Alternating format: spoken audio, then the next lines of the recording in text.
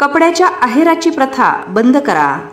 साडी, पातळ, टॉवेल, टोपी, फेटे, उपरणं, शाल ह्या आहेर प्रथा आता बंद करायला हव्यात।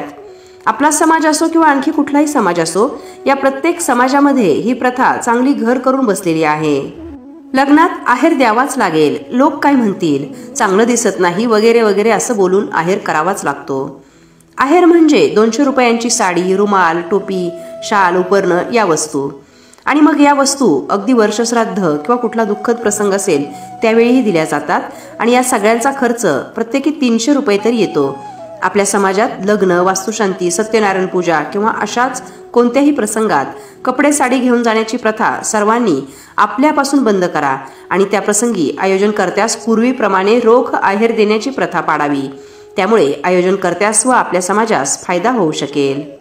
आपण कोणत्याही प्रसंगी 100, 200, 1000 रुपयेपर्यंतचे कपडे आहेर म्हणून करतो, परंतु ते कपडे कुणीच वापरत नाही।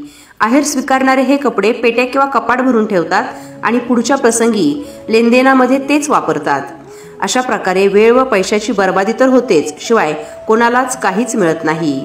जर आपण कपडे, साडी याऐवजी रोख आहेर दिला तर लग्न किंवा कार्यक्रम करणाऱ्याला ती रक्कम उपयोगी येईल आणि त्यांना एक प्रकारे मदत केल्यासारखं होईल। आज आपल्या समाजात बरेचसे गरीब परिवार आहेत, त्यांना तर याचा खूप फायदा होईल।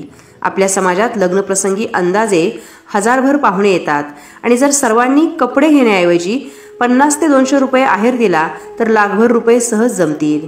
कार्यक्रमात रोख पैसे स्वरूपात देणं शक्य नसेल किंवा ती व्यक्ती लाजून घेत नसेल तर गुगल पे, फोन पे करून सुद्धा आपण त्यांना आर्थिक मदत करू शकतो। आता आपण सांगा की आयोजनकर्त्यास त्वरित किती मदत मिळेल व तो पैसा लगेच त्याच्या कामी येऊ शकेल। त्यामुळे आपल्या समाजात कुणालाही लग्नप्रसंगी पैशांची अडचण आल्यास ती दूर होईल। तीच रक्कम आपण साडी किंवा कपड्यांच्या दुकानात येऊन व्यापाऱ्यांचा गल्ला भरतो आणि तेच व्यापारी आता आपली शेती विकत घेत आहेत। ती रक्कम समाजाच्याच लोकांनी वापरली तर समाजाचा पैसा समाजातच राहील आणि गरीब परिवार कर्जातून मुक्त होईल। आपल्या समाजातील महाअनुभवांना, खास करून महिलांना अनुरोध आहे की ही प्रथा बंद करावी। आपल्या घरापासूनच याची सुरुवात करावी।